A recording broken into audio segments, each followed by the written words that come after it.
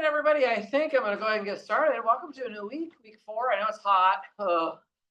It's one of these days we'll hopefully get a cool front through here. But hopefully everybody's surviving all right. And I hope you had a nice weekend and are kind of on top of things. I graded 2 of your homework assignments so far. So far, really pretty good. Overall, I found the grading was smooth and people were doing a good job. If you do have any questions about anything I'm grading, you can always ask me about it. What I basically do is I just kind of sort of pick some problems semi-randomly. And when I get close to 20 points, I just stop and just throw in the rest of the points just as free points for just turning it in, just for being good students and doing your homework and submitting it. But if you have any questions about anything, do let me know. I post solutions to the assignments because I know I'm not grading absolutely every single problem. So you may want to, even if you got a perfect score, for example, you might still want to check just to make sure that there wasn't some hidden problem that you had on something I didn't look at. Okay, so that's all there for you. Speaking of homework, we have another assignment due tonight. I've had very few questions about it. Last week I had a pretty good number of folks asking me. This week, not so much. I'm taking that to mean everybody's doing okay with it. I hope you got my email that I have to, unfortunately, very rare, but tonight I cannot stay on campus. So normally I would have, especially on a day that the homework is due, I really don't like to do that. If anybody does have any like last minute homework questions, you can try to shoot me an email and I'll try to answer it if I can, but I do have something pressing tonight.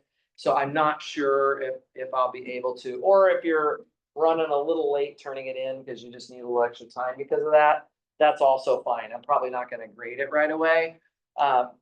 I will post the solutions though tomorrow so that you can study from it, even if you don't get your immediate feedback on the homework. And that's because we have a quiz on Thursday. I've actually already written the quiz, so it's good to go. It's 1 sheet of paper, front and back of 1 sheet of paper. I'm going to give you about 20 minutes, maybe 25. I'll give you just 20, 25 minutes at the start of class. So I will be starting right on time. So you should try to be right on time. Oh, that was perfect timing. Just because otherwise you'll lose time on the quiz a little bit. So try to get here on time for Thursday's quiz. I've already told you about it. It's going to cover the first 3 homeworks, the first 3 group works, and basically chapters 2 and 3. Okay, so it's not really going to cover what we're going to do today because we're actually moving on into chapter 5 today. But we'll stop and take that quiz on Thursday. We're about 2 weeks out, I think, from our first exam. So I think it's a good time to take a quiz and just sort of see how we're doing. Next week, I'll probably start talking about that exam a little bit, give you a resources folder, some sample tests, stuff like that. So we'll get to that soon enough. I think that's all I got for announcements. Any questions so far? So far, so good. Okay, excellent. In that case, I'm going to try to, I'm a little bit behind. I don't know if I've just been talking slower this semester, but I'm going to try to make up some ground today because I don't anticipate any major distractions. So we're just starting off talking about these combinatorial formulas in chapter 5. Well, these are called binomial coefficients, right? So n choose k. We've been working with this for a while now. We have the raw mathematical formula for it, which, take it at face value, doesn't really have a whole lot of meaning, but you're just doing, n factorial divided by k factorial and also divided by n minus k factorial. I'm going to put a little star next to that. That actually goes with this equation because just below it, I'm going to reference that again because I wrote down last Thursday, and I know it's been 5 days, so I just wanted to put it back up here again. This is something called Pascal's formula. So it is a formula for n choose k in terms of the same objects with smaller numbers. So n minus 1 choose k added to n minus 1 choose k minus 1. So one thing you could do to amuse yourself if you wanted would be to just prove this formula by using the factorial expression here. It'll be a a problem about simplifying factorials, getting common denominators and all of that. It's not terribly exciting or combinatorial. So you could just play with the numbers and prove this formula from that. But I would like to give you a second proof that's a little more interesting from the point of view of what we care about in this class, which is I'm going to give you what is a so-called combinatorial argument. Okay, so let me write that here. We're going to give a second proof. I'm not going to do the first proof. I'm going to let you try it. But I'm going to give what's called a combinatorial argument or a combinatorial proof as an alternative way to explain this formula. And when you give a combinatorial proof, guys, what you're going to do is you're going to find something to count. And you're going to count it in two different ways. Okay? So let me actually come over here to do it. I forgot my tripod today, so I'm using hand sanitizer to balance my camera. Let me just give myself enough room over here. So the left side of the formula is the simpler side of the equation, n choose k, and we can think of something to count whose answer would be n choose k. And I just chose one thing. There's many, many things you could choose. So for the proof, the left side, the left-hand side, guys, if you like using LHS and RHS for left-hand side and right-hand side, that's fine. We're going to be using this quite a bit. But the left-hand side counts the number. So I'm going to come up with something that number represents. The number of subsets of the set 1, 2, 3, ... up to n of size k. So if I just wanted to make a subset of the numbers 1 through n, and that subset has size k, I would literally need to simply choose k of those n numbers. And you're not putting them in order. A subset is never ordered. So there's not a first element and a second element or anything else. And also there's no repeats here. Every single number in the original set is distinct. So your subsets will consist of distinct objects too. So repetition not allowed, order doesn't matter. That sounds like something for which n choose k would be the right type of thing to write down. Okay? So what I need to do is I need to count this same thing in a different manner that will have the right-hand side emerge instead, right? That's going to be the way I want to think about this. So let's just say it this way. A subset of this nature, falls into exactly one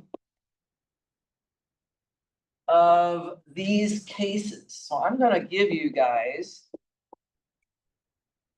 two cases. You see, this really looks like I'm doing the sum rule, the addition principle. And that would be the result of adding up two cases, right? So what are the two cases? There's going to be two of them. I'll call them A and B right here.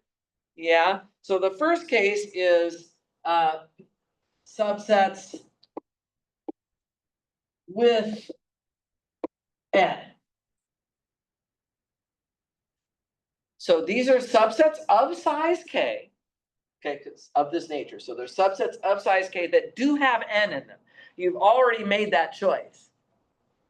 So then to finish making your subset, you have only n minus 1 other numbers left, and you're going to choose k minus 1 of them. So actually, this is going to be the term that goes with A, right? So n is in the subset. The second case is subsets without n. Right, subsets without n. So let me just explain each of these.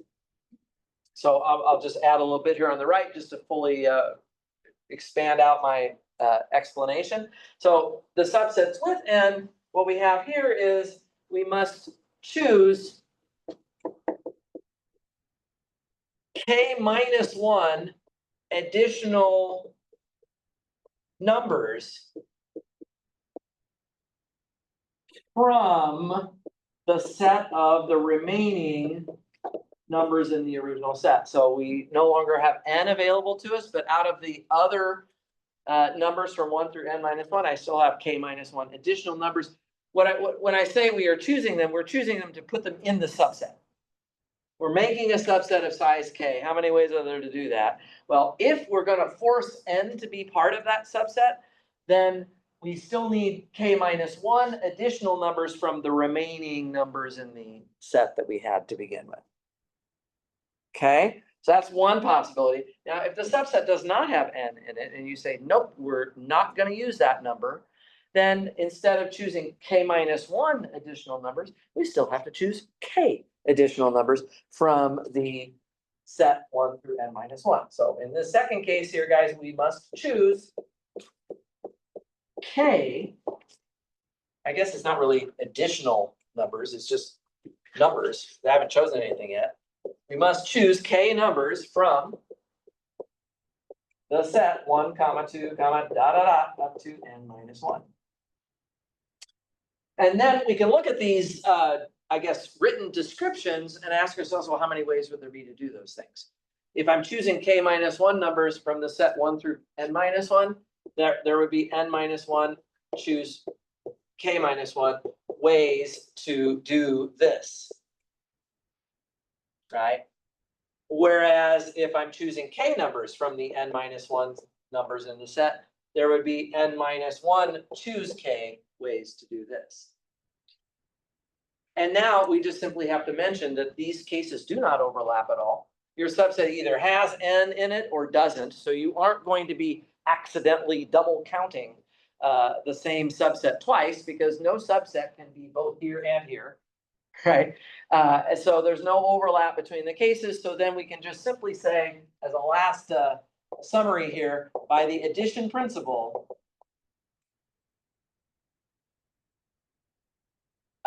we obtain n minus 1 choose k minus 1 plus n minus 1 choose k. And I guess I should have labeled this part goes with b. So I've kind of got them in the backwards order, but it doesn't really matter.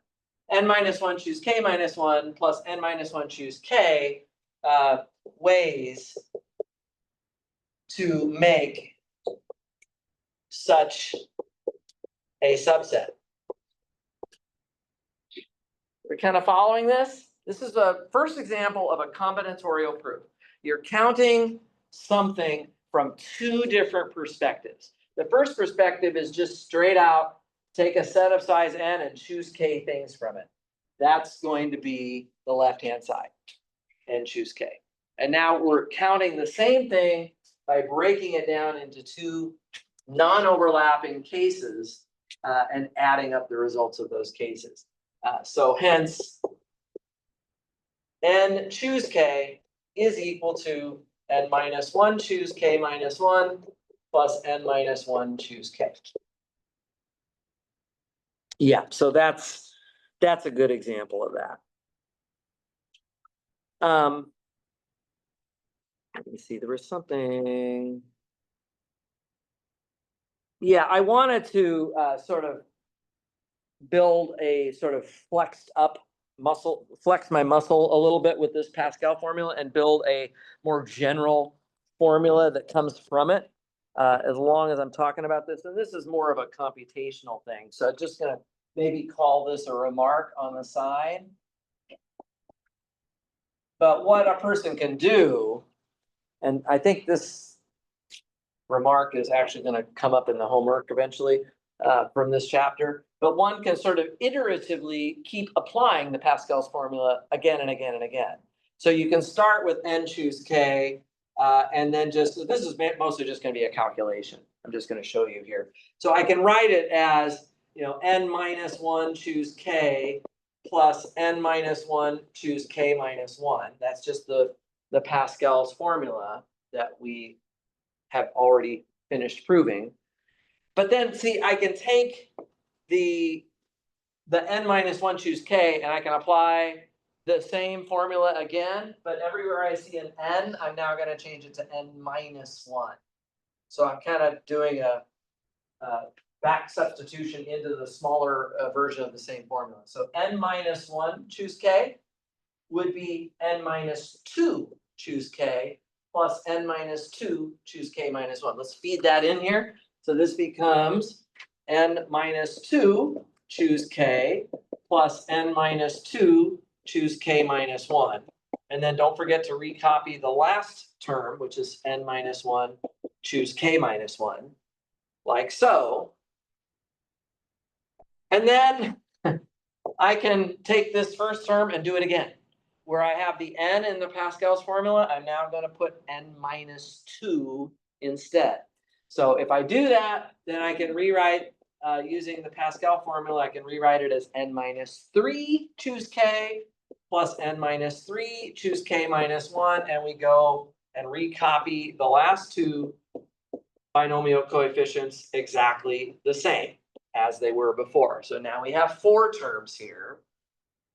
Okay, and we just keep on doing this. So I'm going to just imagine we did this over and over again. So we'll go dot, dot, dot, dot all the way down.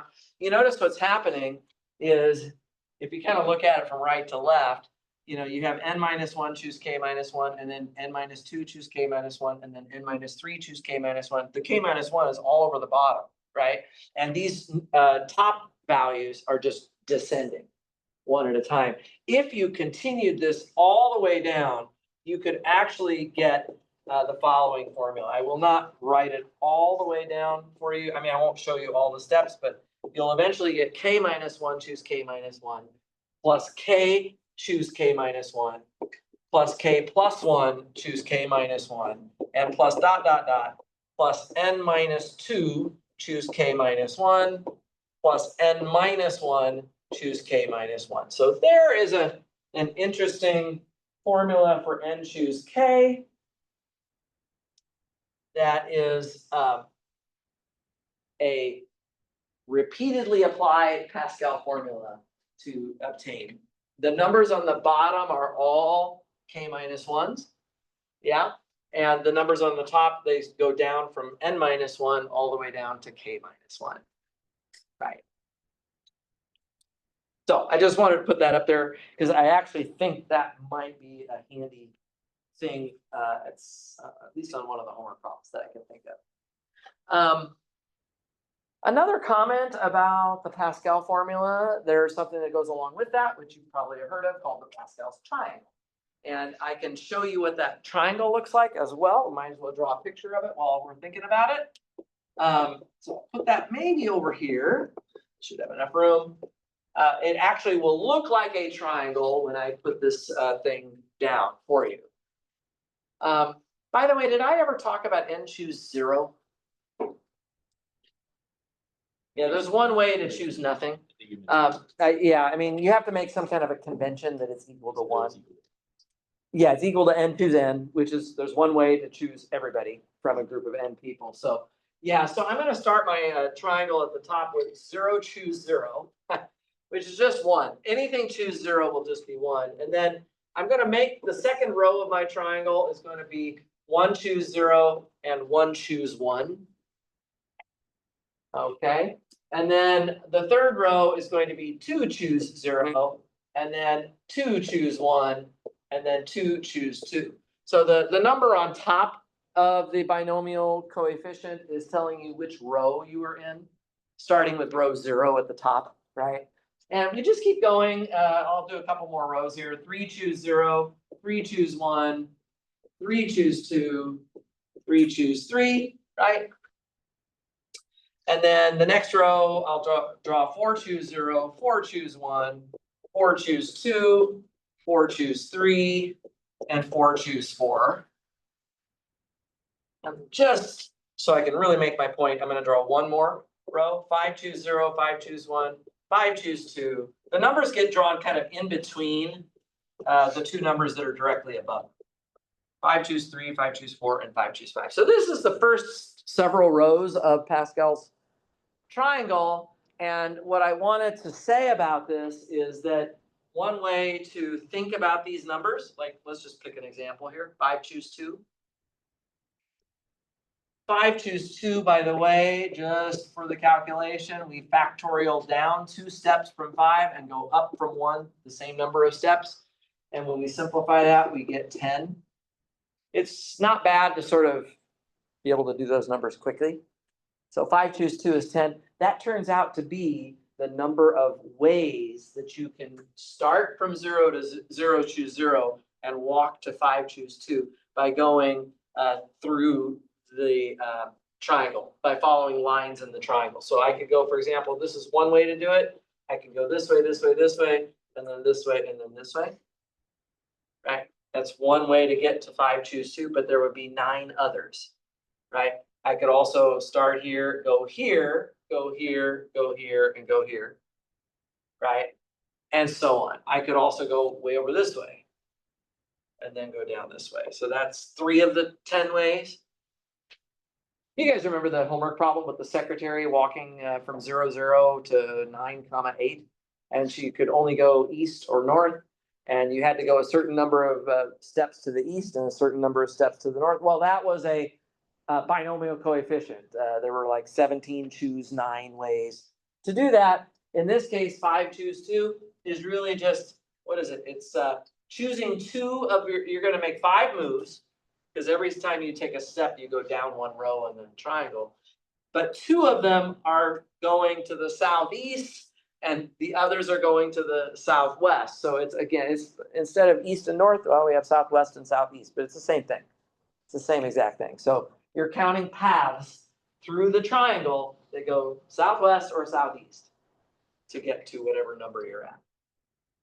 So that's kind of where that came from. Maybe I should write this down as a remark. Just it's probably pretty clear, but it's good to always have a little note about this. So let me just write this down. The remark I'm making right now is pretty much just about paths in the triangle. So the value n choose k is the number of ways. It's just the number of ways using southwest arrows or southeast arrows to move from 0 choose 0 to n choose k. I'll just kind of get that into the note there as well. Okay, any questions so far about either Pascal's formula or Pascal's triangle? Kind of cool. But see, I like the combinatorial proof because that's more conceptual, right? It helps me like understand, it makes sense to me why these numbers are related to each other the way they are, whereas this is just kind of mindless calculation, right? So I do like the combinatorial one. Everybody good? I know it's warm in here. I don't know why we can't crank up the AC, but hopefully we'll survive till 5:15. All right, that's all I got to say about that topic. Let's go to another big theorem that involves the binomial coefficients, which that's what this chapter is all about, and that would be the binomial theorem. So I'm going to reset up over here and talk about the binomial theorem a little bit. Okay, which I know you guys have almost certainly seen before. This is actually in section 5.2. So I'll just get this going here. It's called the binomial theorem. But we're going to be looking at it, of course, from a combinatorial point of view. Sort of a combinatorial point of view to this. And this just kind of has to do with, like, if you wanted to FOIL out, say, some large power of x plus y. So let's just, actually, I think I'll just state the theorem right off the bat here. For those of you following along with the book, it is number 5.2.1. And it just says, let n be a positive integer. So I'll just write it this way if you don't mind. It's an element of the z plus. It's a positive integer. And then just for all x and y in the real numbers, we have a formula for what we would get if we took a large power, let's say the nth power of the quantity x plus y. So I know that you guys are all capable of multiplying this sort of thing out. If you did, you would get various words of length n, where you just had mixtures of x's and y's. But because everything is commutative, at least in the real numbers it is, because everything is commutative, you can group together terms that have the same numbers of x's and y's. And the question would be, how many terms get grouped together? Well, that is what this theorem tells us. It is going to be, we're going to write it as a summation here, guys. It is going to be a summation as k goes from 0 to n of n choose k times x to the power of n minus k times y to the power of k.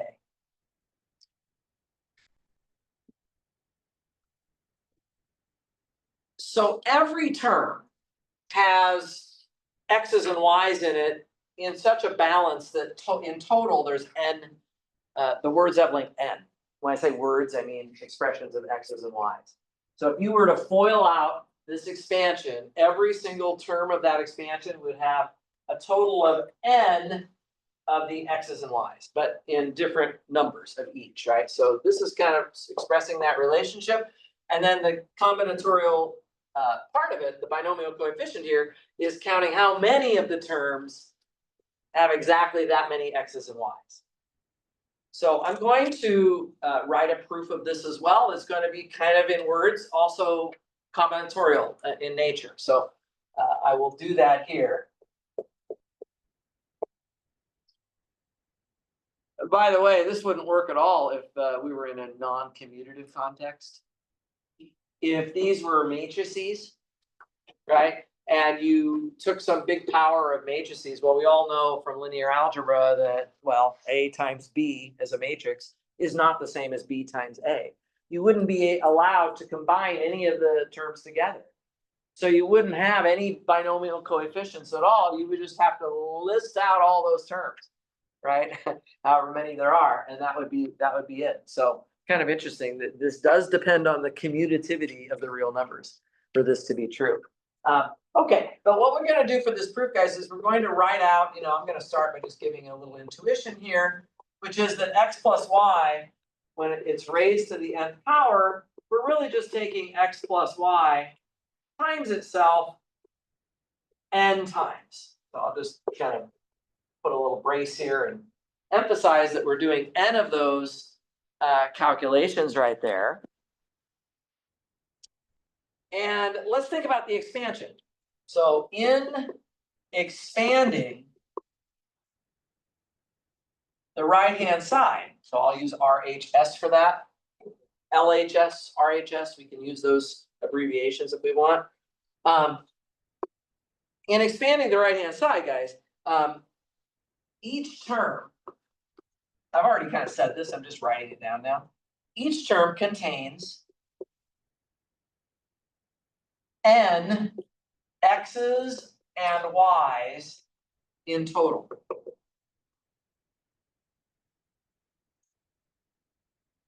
And so each term has the form a power of x, let's say n minus k, times a power of y, let's say k. So it'd be x to the n minus k times y to the k.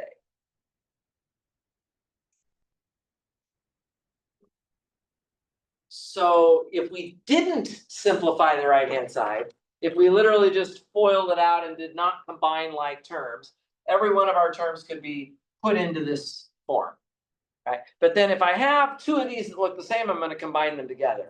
And the question is, well, how many of exactly of this would we get? And we know what the answer is because our theorem tells us, but let's make sure we understand it conceptually, right?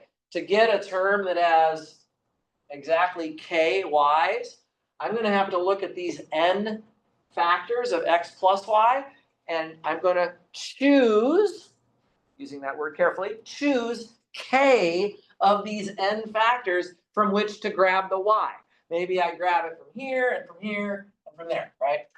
We could do that. That'd be one way to do it. But we can look at all of the ways of choosing k of the n factors that I'm going to grab the y from. And of course, by default, then you're grabbing x's from the others. When you FOIL this out, guys, you have to pick either the x or the y here, either the x or the y here, either the x or the y here. If you just think about how FOILing works, that's how it works, right? So you are going to have to make a choice to choose an x or a y. And for this to show up, I will have to have chosen, I'm just going to say the y, k times. Okay, so this term arises as many times as choices of k y's from n possible factors. Choosing k of those y's, that would be n choose k of them, right? That would be n choose k of them. And so there you go. And so that's where the expression in the binomial theorem is coming from. All right, and so the last thing we just need to say then is, well, we have to add all these up. There's a summation here. Okay? So summing over all values of k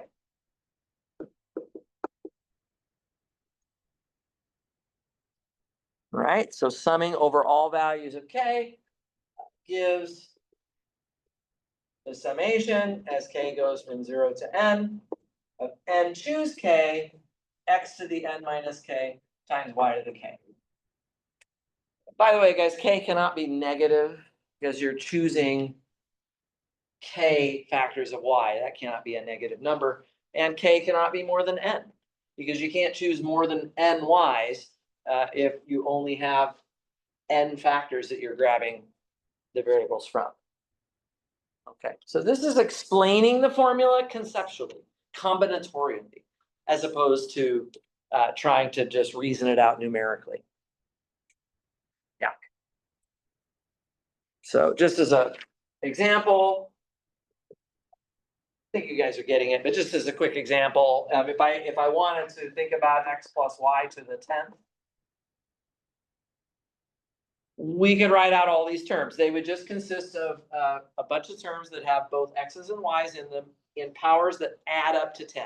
So, and then there's a coefficient in front of it. So we would have, for example, 10 choose 0 times x to the 10th with no factors of y. So that would be, there's one term where you grab all of the x's and none of the y's. And then to that, we would add, so here I'm actually writing out the terms, I'm not using the summation. We would add 10 choose 1. And that would be the number of ways of choosing 9 x's and 1 y.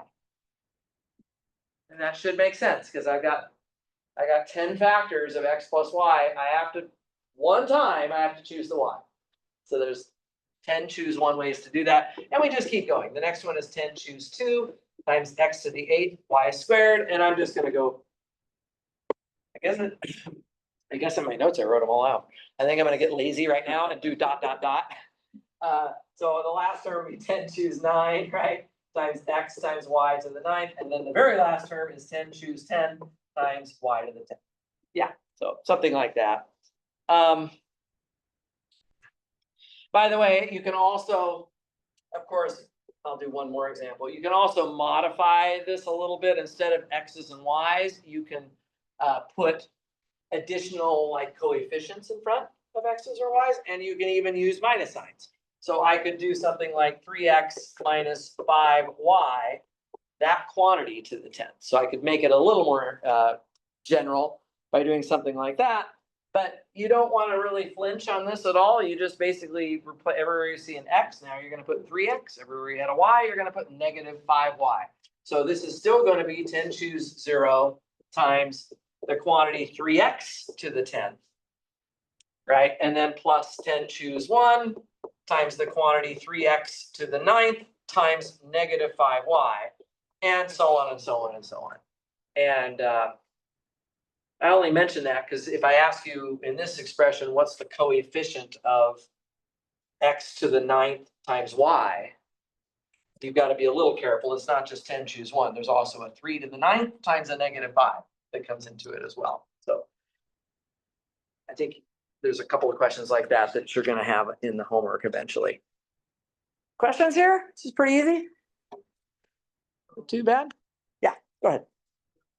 For the proof of this theorem, Yes. is there, I mean, I would naturally gravitate to like strong induction or Yeah, so you could find other ways to prove it that are less combinatorial in nature.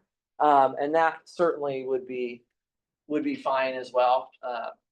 You know, and certainly there would be an induction approach, which is actually not surprising because anytime you're proving formulas involving positive integers, right? Induction is a frequent thing that would come first to mind. Yeah, I'll let you try it. You can present it on Thursday.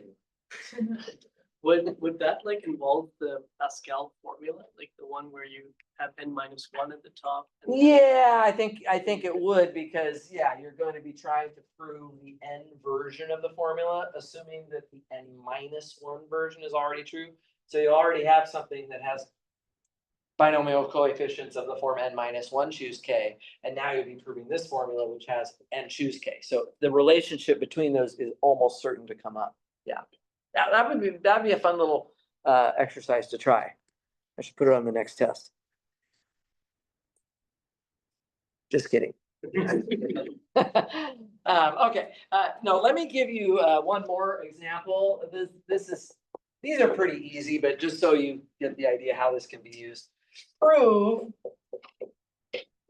that the summation when k goes from 0 to n of n choose k times 2 to the k is equal to 3 to the n.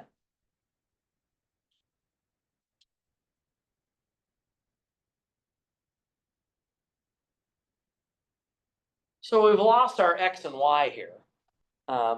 But we still have a summation, we still have binomial coefficients. I'm still looking at powers of things. So it tempts me very much that somehow the binomial theorem would be relevant to something like that. Does anybody see how we could prove this?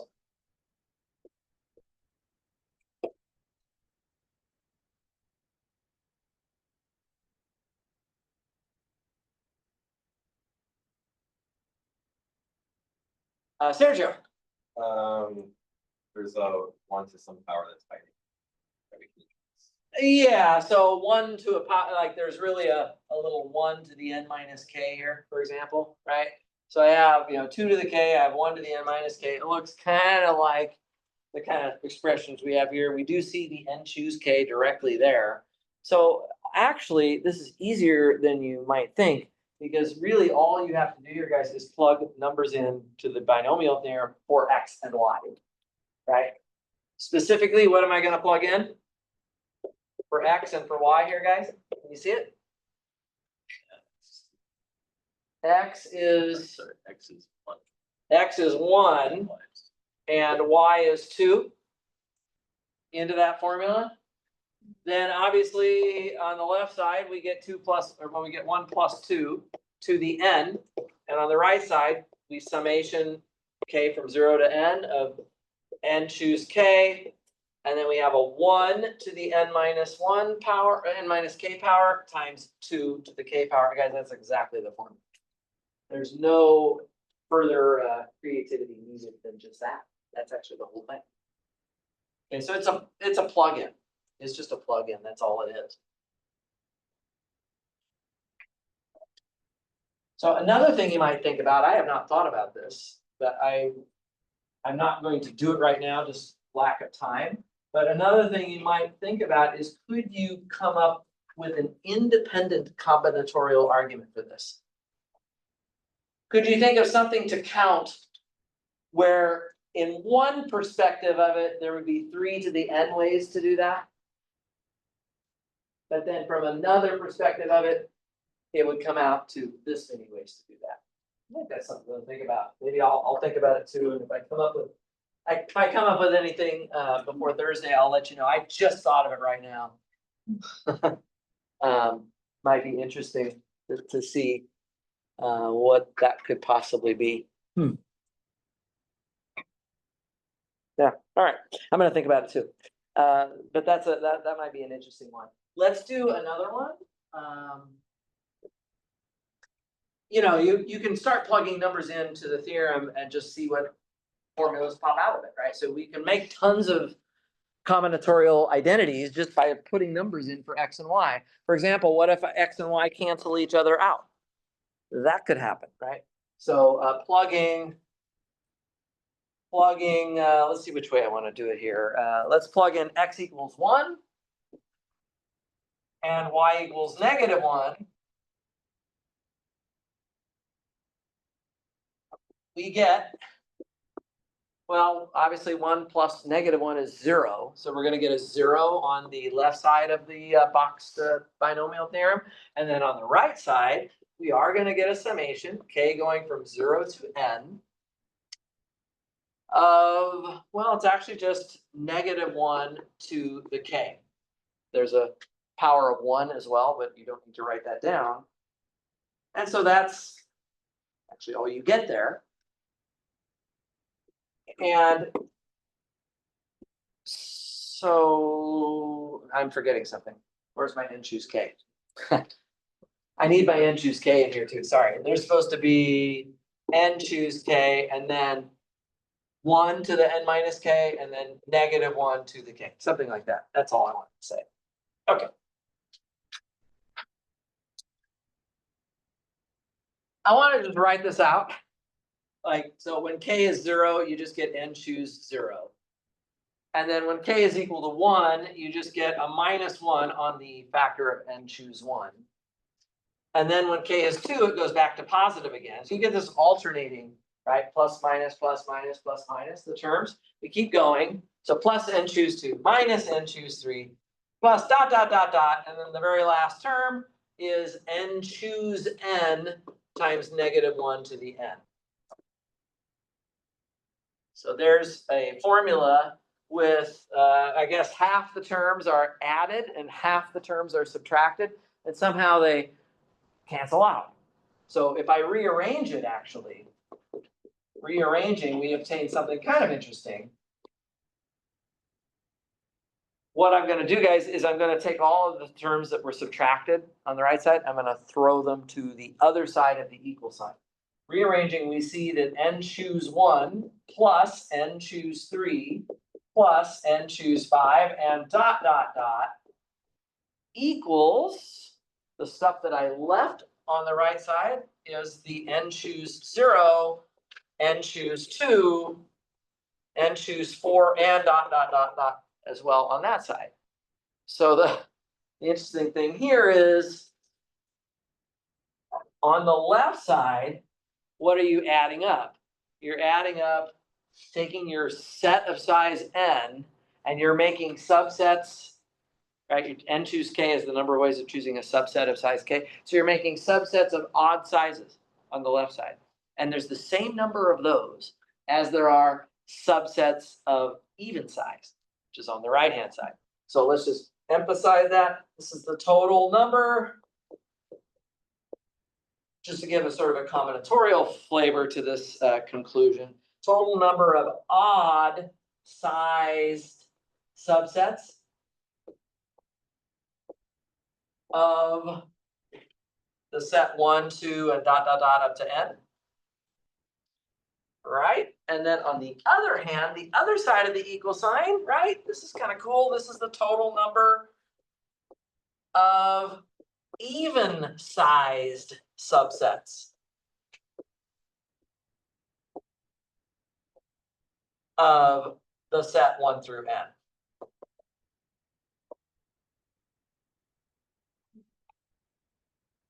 And I actually find that a little bit weird. Like, I wouldn't have just off the top of my head thought that they would have to be the same.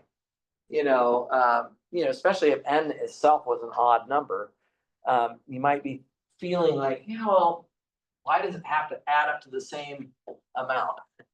But it does. So that's proven essentially as an application of this binomial theorem. Right. Good enough? Yeah, so we can have a lot of fun with these binomial coefficients and even just applying the binomial theorem. I've got 3 or 4 examples already of kind of interesting things that we can derive just from that one big theorem. And that is a really, really big theorem, by the way. This is the theorem that this theorem would be on the level of a graduation showstopper. I used to be the faculty marshal for the graduation. For a number of years I did that. So I was always sitting in the front row. I was the last person the student had to walk past to get to the stage to go get their diploma with all the music playing and the family there. I was like, this is the last chance to make sure there's no terrible mistake being made here. And so I would always have to think about what kind of question, just to make sure everybody's really graduation ready with the math major, what kind of question could I ask? And this would be up there on that list. What is the binomial theorem? It's a really big theorem in not just combinatorics, but this comes up a lot in other, you'll see it in analysis courses, you'll see it in other algebra courses. This is not just sort of a one-time formula that flies by and disappears. So definitely keep this one with you, right? As you go even beyond this class. It's a big deal. It's a big deal. And it's not really that surprising. Once you read the proof and understand the proof, you're like, oh, that makes sense. That should be the formula. Yeah, so I kind of like that.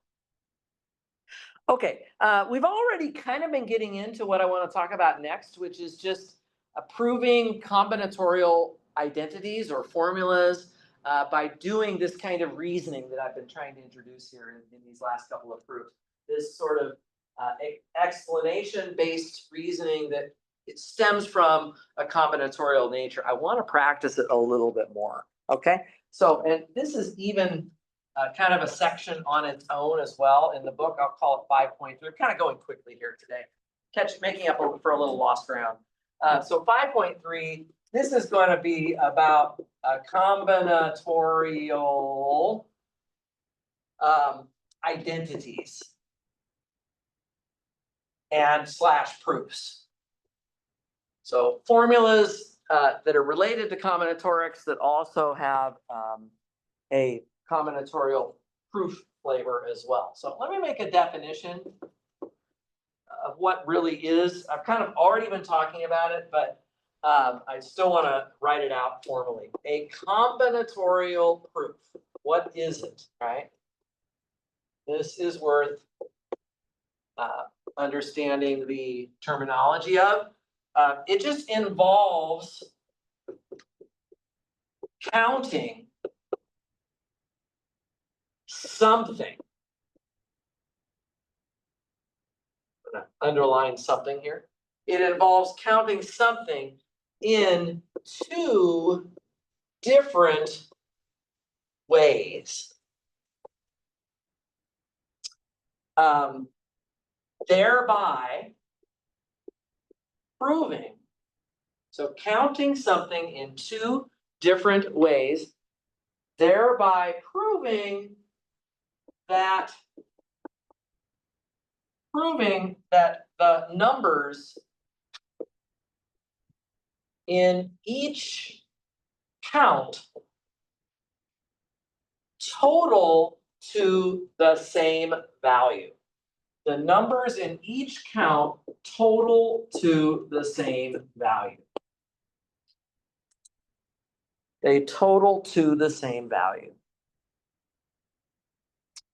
So you have to think of something that you can count in 2 different ways, right? In the Pascal's formula, it was subsets of size k from an n element set. But the hard part of these arguments is usually, what is it that we should be counting? That's actually like, what is the something? And there isn't necessarily just one right answer. There can be many. So I would like to show you some of these. And I think you'll enjoy this. This is actually kind of a fun thing to do. Once you see what it is you want to count, usually the explanation just flows smoothly, like it should. If it doesn't, then maybe there's something else that you should count that's a little bit easier. Okay, let's do an example. Best way to do this, guys, just practice on an example or two.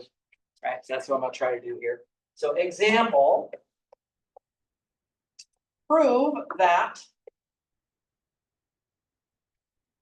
Oh, let's just do this. K times n choose K is the same thing as equal to n times n minus one choose K minus one.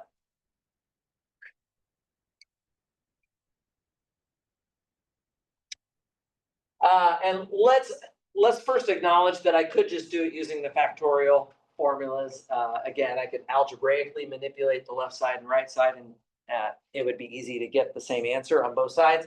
But let's do this one combinatorially. Combinatorially. This is the more fun way to do it. It sometimes gives us extra insight into it. So for this proof, guys, what we need to do and what you're going to need to do when you start working on the homework from this chapter, and I know I don't think I posted it yet. I need to get some new problems up for you. But when you start working on these, you're going to notice you're writing a lot. It's an essay. It's like, oh, here I'm going to explain it this way. I'm going to explain it this way, and they have to be the same. So don't be afraid to use a little extra ink to do these kinds of combinatorial proofs. But you need to think of something that you could count that would, in one perspective, give you the left side, and in one perspective would give you the right side. Can anybody think of anything here? Jose? For that part, we have like n amount of people. N people. We're gonna choose k amounts, and we're gonna have k of them. Then you have K of them.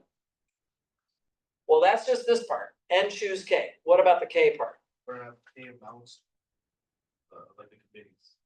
So I would say the N choose K would be choosing the committee or choosing the team or just choosing the subset, right? That's the N choose K, but what is the K out in front representing? It's like picking a captain of the team. A or captain for the team or the president of of the club or whatever, right? So yeah, exactly. This is two tasks that have been put together under the multiplication principle. And I can see that happening. So what I'm going to do is when I write the solution, I'm just going to say consider, and then I'm going to write down what it is that I'm counting.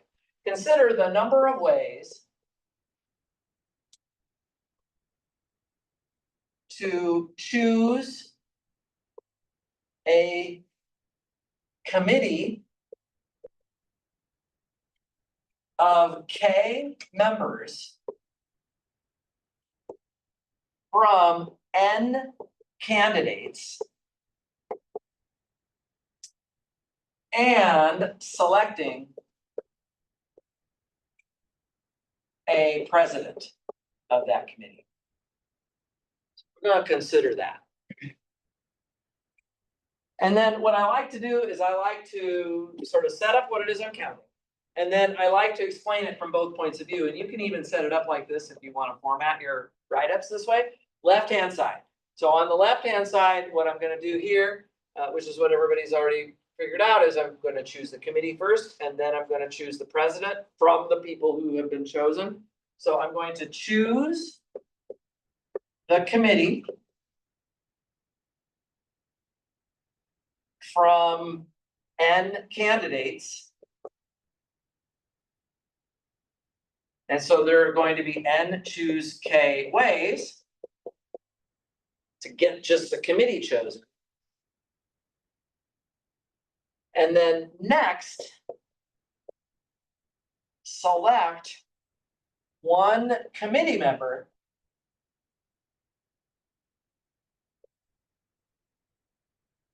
to be president. And for that, there are K ways, because they have to be somebody who was already on the committee. So there would be K ways to then get my president. And so then by the multiplication principle,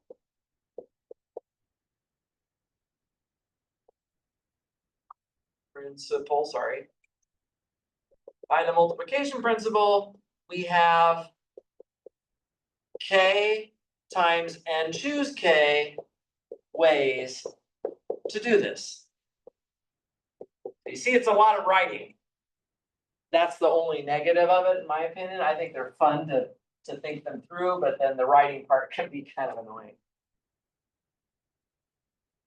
And you don't have to write it exactly, obviously. I'm just giving you sort of my best off the cuff way of expressing it. But you don't have to do candidates and committees. You can do teams and captains, and you can express it in a little bit different language. I'm just giving you kind of one way to do it. It takes a little practice to kind of get the hang of this.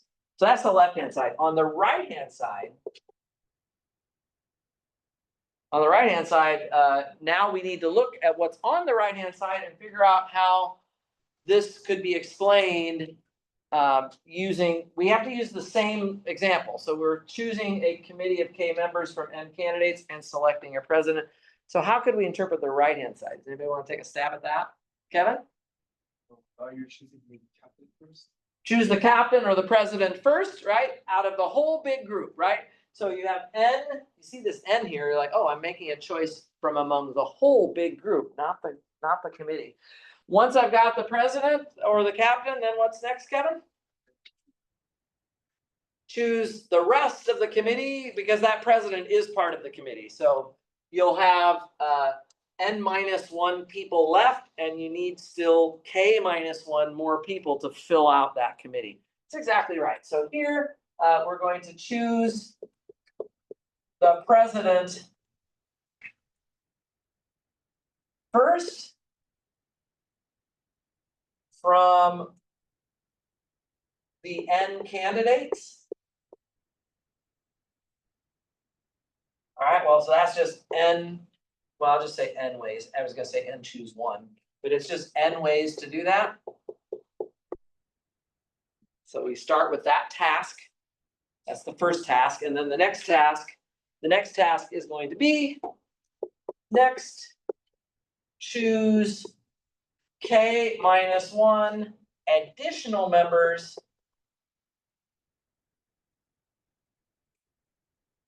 from the remaining N minus 1 candidates. No, this is a lot of writing. So this just gives you N minus 1, choose K minus 1. And again, by the multiplication principle,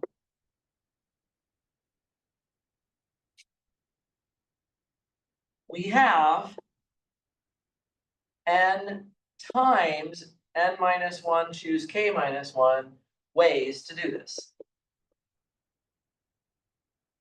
Very good. That would be that. Okay.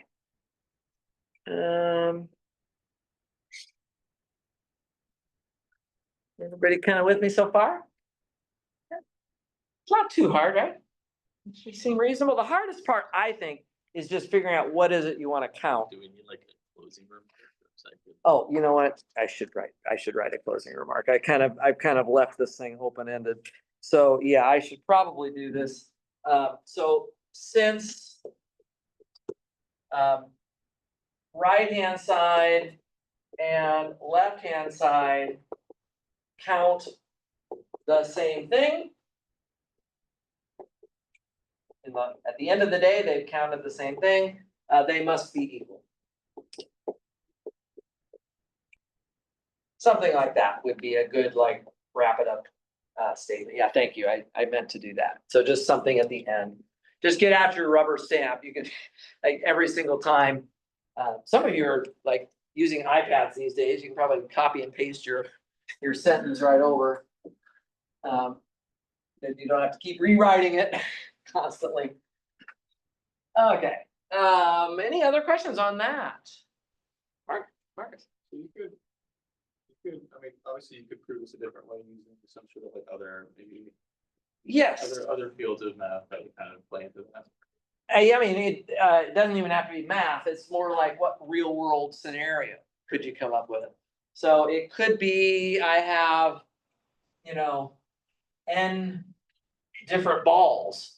And I want to choose K of them for my billiards table. And then I'm gonna, once I've done that, I'm gonna choose one of them to put a gold star on, because that's gonna play the role of the 8 ball or whatever, you know, The So- one they had to score first. the one you have to score for, whatever, right? So you can make like a million different like fairy tales of what you want your thing to be. Yeah, so it's, there's not one right thing. I think people tend in this class, they get used to certain examples that they like to go back to. So committees being one of them. But we're gonna see some others as well. So let's in fact do, I have time? Yeah, I have time. Let's do another one. If I've answered your question adequately. Oh, there's just, I'm saying like you could probably use this to solve things that aren't seemingly combinatorial. You could say like using this sort of logic, and Uh-huh. that would be kind of considered mathematically robust compared to, I guess, other ways of solving this.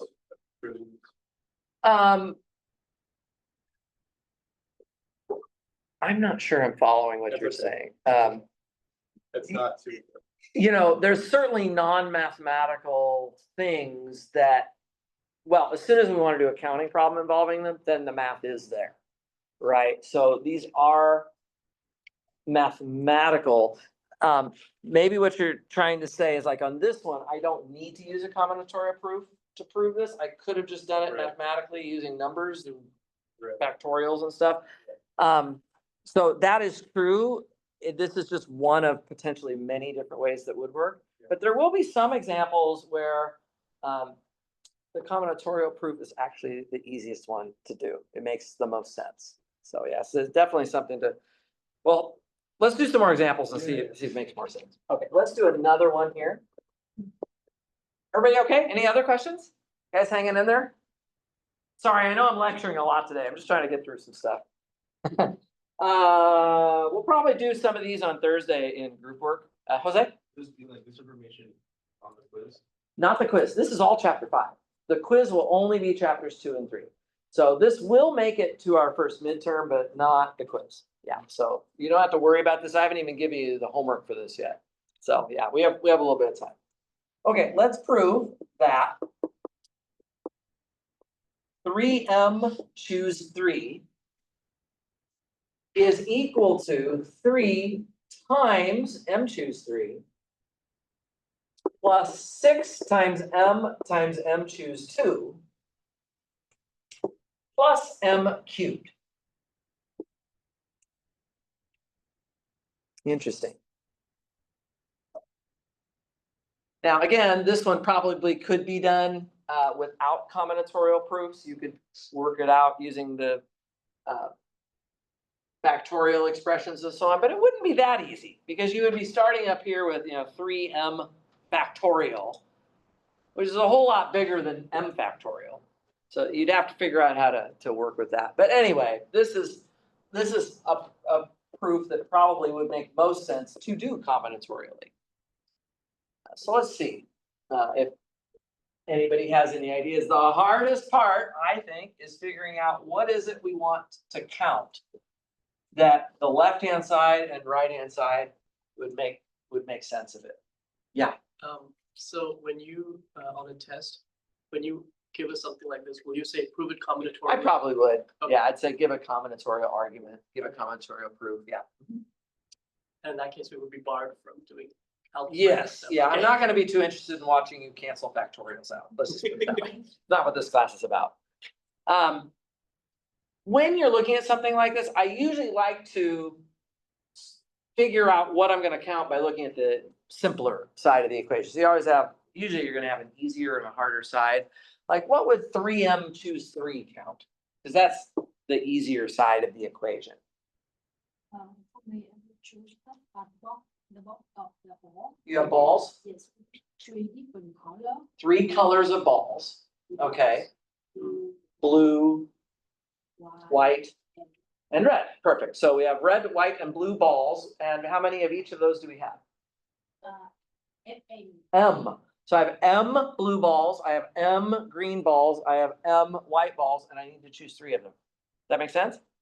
And I want them to all be distinct. I love this idea, Fawn. I want all of the white balls to look different from each other, all of the blue, but they're all white. And then all of the blue balls look different from each other, but they're all blue, and so on. So that sounds like a good analogy. So let's set up our proof here. Consider M distinct red balls,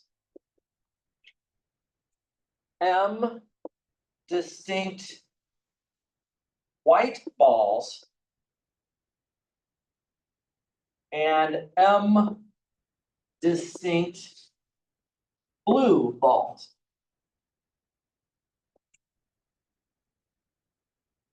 Okay, so that's a total of 3 M balls. So you can already tell that the left-hand side is counting the number of ways to choose 3 of those balls, any 3, right? So the left-hand side is choose 3 balls from the above collection. So I'll just say it like that, and that would have 3M choose 3 ways. So you're already done with the left side. You've already got the left-hand side figured out. And we've made colors out of these balls, right? So there's some M balls, there's some red balls, some blue balls, and some white balls. Now, the right-hand side, we have to figure out how that breaks down the left-hand side. It could be cases. When I see plus signs here, I'm thinking, oh, there's a case for this, there's a case for that, and there's a case for that, as to like what we could get. Does anybody want to take a stab at any of one of those terms that's on the right-hand side right now? And what it would represent in terms of the count that we are trying to make? Lizzie? You have M ball, you're choosing 3 of them, and there's 3 different colors it could be. Okay, so you're choosing from M balls, you're gonna choose 3 of them from the same color. So all 3 balls could be the same color. They're all blue, they're all red, or they're all white, yeah? And there'll be 3, that's why the factor of 3 is in front of that. I like that. So let's talk about that. The right-hand side, I'm gonna just say case 1. We can choose 3 balls of the same color. Okay, and so for that, there would be 3 choices for the color. And M choose 3 choices for balls of that color, right? Yeah. So you got 3 choices to choose a color, then you're gonna choose 3 balls from that color. The balls are all distinct. Guys, if the balls were all identical, and I already told you I was gonna choose 3 red balls and they're all looking the same, there's only one way to do that. You're gonna have those 3 red balls in your hand. So to get M choose 3, they need to be distinct balls, right? Okay, so by the multiplication principle, you can abbreviate this, guys. You're gonna write this 500 times, so you'll probably be tired of doing that eventually. But by the multiplication principle, we get 3 times M choose 3 ways. In this case, we can choose 3 balls of the same color, and that's how many ways. All right, let's go to case 2. Anybody want to take a stab at one of the other terms that's on the right-hand side?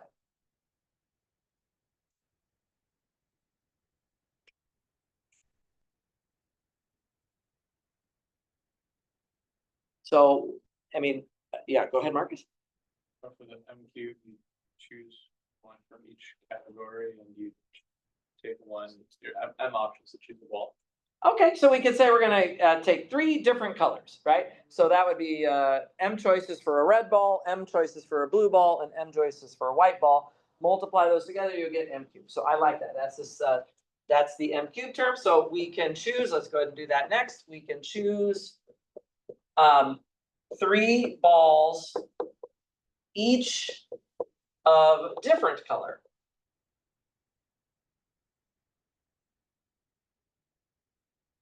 And so then there are M ways to choose each ball. So there's M choices for the red one, there's M choices for the blue one, and there's M choices for the white one. So we can choose 3 balls, each of different color. There are M ways to choose each ball. Thus, by the multiplication principle, so this is kind of a shorter case, by the multiplication principle, we have M cubed ways to do this. That would be the case of choosing 3 balls, each of different color. So I want you to be thinking about, we have to cover all the cases. So one case was we got 3 balls that were all the same color. Another case was that we got 3 balls that were all different colors. What else could happen? Yes. So in the second term, we choose 2 balls of one color and 1 ball of a second color. Okay, we have 2 of the colors that are going to be involved. We're going to choose 1 ball from one of the colors and 2 balls from the other color. And if I get 2 red balls and 1 white ball, that's different than 2 white balls and 1 red ball. So there's an order that comes into play here. You sort of have 3. It's like, where does this 6 come from? Well, you have 3 choices for which color you're going to take 2 balls from. And then you have only 2 choices left for which color you're going to take only 1 ball from. Well, 3 times 2 is 6, you see. So that's where that 6 is coming from. Let's write it down over here so we have enough room. But that's exactly right. And I think as long as we're convinced that those are the only 3 cases that can happen, we're going to be just about done with the right-hand side. So yeah, this is a nice example of a combinatorial proof.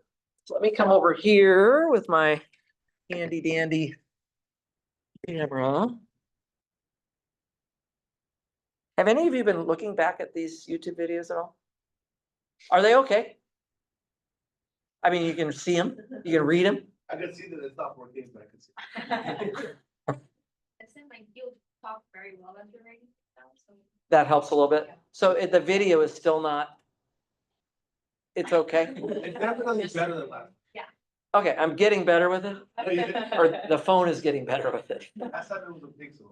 Now I can. You can at least make it out a little bit. Okay, I'm trying to keep it, you see how far it is from me? It's like right there. Okay, this is 2025, guys. The technology ought to be able to handle it. That's the way I look at it. Okay, case 3, we can choose 2 balls of one color and 1 ball of another color.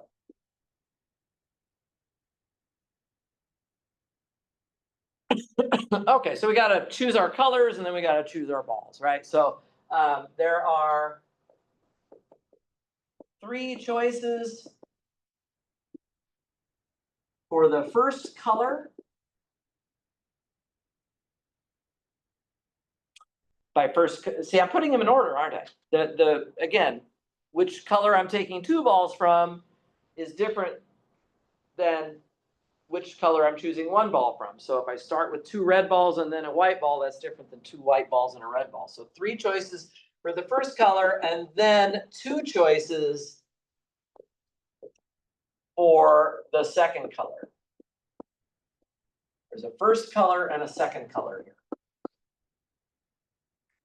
Okay, and then in these cases, there are, again, I'm just gonna have to write a few words here.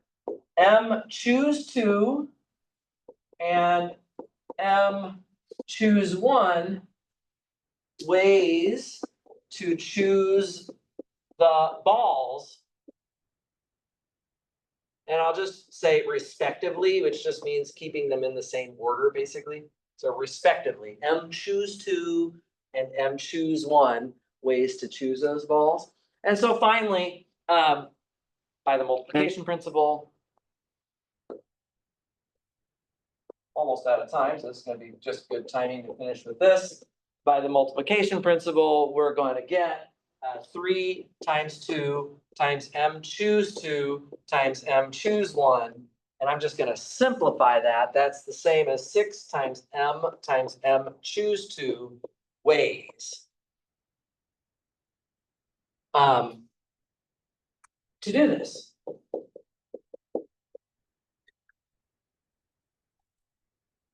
And so if you believe that that's all the cases, then what you're gonna do is add up the count of each of those cases. So by the sum rule, last part, guys, by the sum rule or the addition rule, whichever one you wanna call it, by the sum rule, we get what was it? 3 times m choose 3 plus m cubed plus 6m times m choose 2 ways to do this. And so since the right-hand side and left-hand side, can I just do my stamp now? Yeah. This thing here, paste it over here. You can just do that, especially because I'm basically out of time. That's kind of how combinatorial arguments work. We'll do a group work on Thursday, but let you guys try to come up with a few of these to practice on. There's some other good real world analogies you can use to make nice problems out of it. And then I'll get some homework up so that after the quiz, on Thursday, I think between now and Thursday, you ought to just study for the quiz a little bit. But then after the quiz, I'll have some problems for you to practice this on. Jose? Yeah, the 2 and the 3 came from, you created that scenario, right? Yep. Yep. Okay. Yeah, I had to choose the first color and that I was gonna take 2 balls from, and then I had to choose the second color that I was taking 1 ball from. That's it.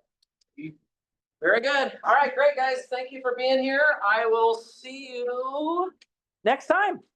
Bye for now. That is- When I,